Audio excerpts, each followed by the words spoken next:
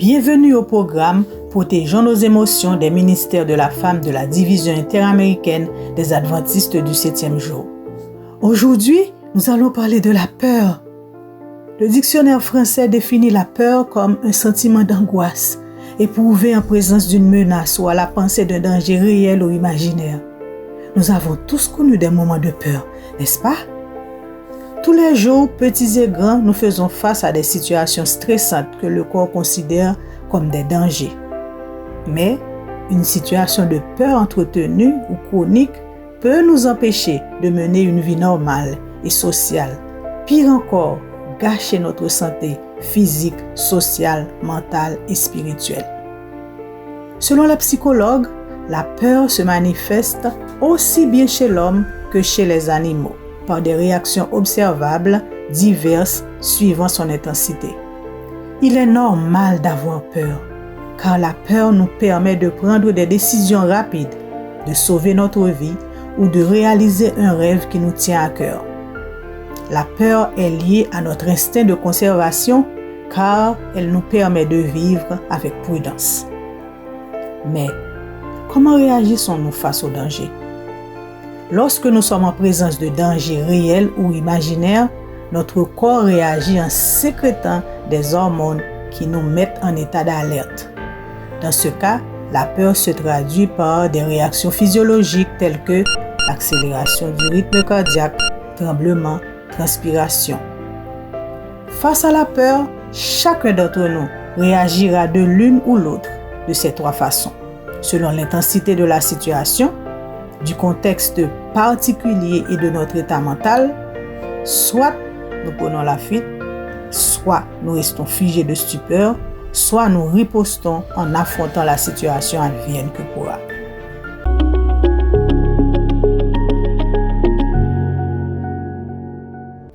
Imaginons un instant la réaction d'une maman qui a son bébé à l'intérieur d'une maison en feu. Sa réaction sera soit d'affronter le feu et sauver son bébé, soit elle restera paralysée ou figée de stupeur devant le danger tandis que son bébé se trouve à l'intérieur de la maison en feu, ou bien elle réagira en prenant la fuite devant cette situation qu'elle trouve extrême.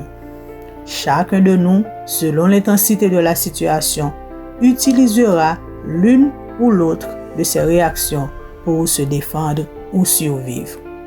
Rappelons-nous, seuls les morts n'ont pas peur. En réalité, qu'est-ce qui nous inquiète? Un chat noir? Un serpent? Les crises sanitaires?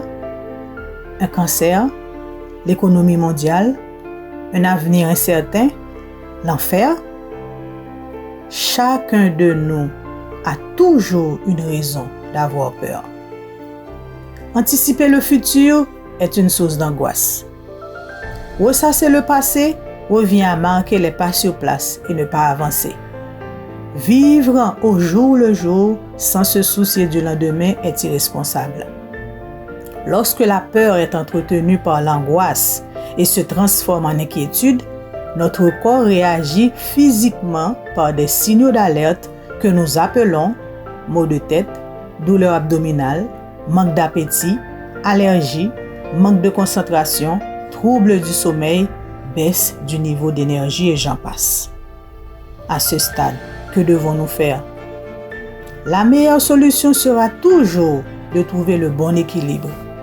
Dans ce cas, il faut rechercher de l'aide auprès des amis, des proches et de la communauté, mais surtout demander l'aide d'un spécialiste de la santé mentale. Nombreuses sont les situations de la vie qui nous échappent. Les ulcères ne proviennent pas de ce que nous mangeons, mais de ceux qui nous rongent. Nous ne pouvons pas tout contrôler à tout prix. Il faut lâcher prise de temps en temps et faire confiance à Dieu.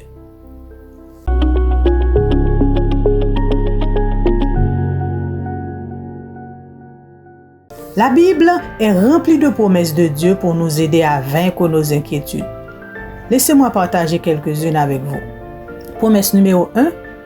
C'est pourquoi je vous dis, ne vous inquiétez pas pour votre vie, de ce que vous mangerez, ni pour votre corps, de quoi vous serez vêtus.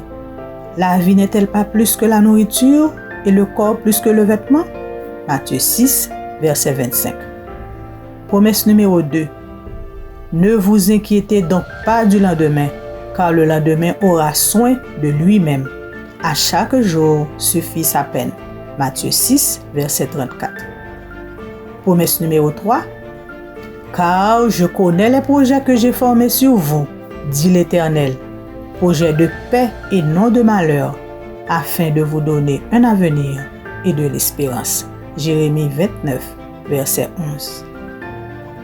Aujourd'hui, faisons nôtre cette promesse de Philippiens 4, versets 6 et 7. Ne vous inquiétez de rien, mais en toute chose, faites connaître à Dieu vos besoins par des prières et des supplications, avec des actions de grâce. Et la paix de Dieu qui surpasse toute intelligence gardera vos cœurs et vos pensées en Jésus-Christ. Ne laissons pas la peur saboter notre vie. Faisons confiance à Jésus et protégeons nos émotions.